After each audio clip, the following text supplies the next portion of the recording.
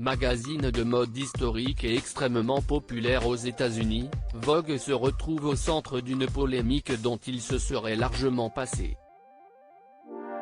Le 10 janvier, le magazine a révélé la photo qui allait apparaître en couverture du numéro de février et celle-ci a largement fait réagir les internautes. Ce numéro met en avant Kamala Harris, future vice-présidente des États-Unis qui sera la première femme et la première personne noire à occuper ce poste. Sur cette couverture, on la voit habillée d'un tailleur noir décontracté avec des Converse, devant un rideau rose. Le magazine titre « Madame la vice-présidente, Kamala Harris et les nouveaux États-Unis ».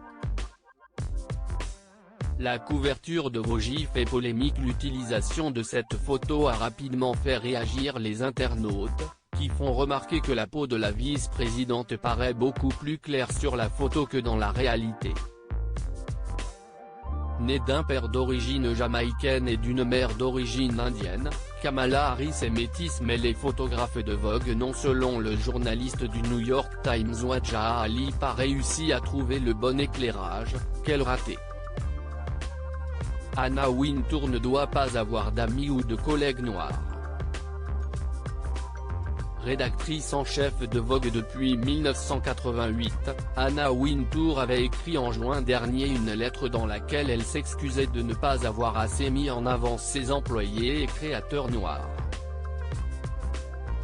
Kamala Harris n'avait pas donné son accord. L'équipe de communication de Kamala Harris a indiqué qu'elle n'avait pas donné son accord pour cette photo et que c'en était une autre qui devait apparaître.